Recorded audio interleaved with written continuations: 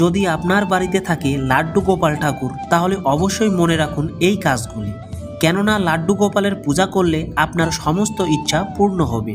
তবে যারা লাড্ডু গোপালের পূজা করেন তাদের এই বিষয়গুলি যত্ন সহকারে দেখে নেওয়া উচিত। নাম্বার 1, লাড্ডু গোপালকে নিজের নবজাতক শিশুর মতো যত্ন করা উচিত। নাম্বার 2, লাড্ডু গোপাল যে ঘরে থাকবে সাথে সাথেই বাড়িটা গোপালের হয়ে যাবে, তাই ঘরে গোপাল থাকলে এই বাড়িটি আমার, এই ধারণা সবার আগে মন থেকে দূর করতে হবে।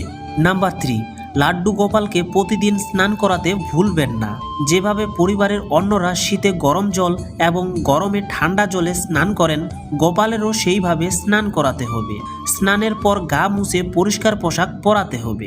নাম্বার 4, আপনার যেমন খিদে পায় গোপালেরও সেরকম খাওয়ার দিকে নজর দিতে হবে। সকালের জল খাবার থেকে বিকেলের টিফিন সবই তাকে দিতে হবে।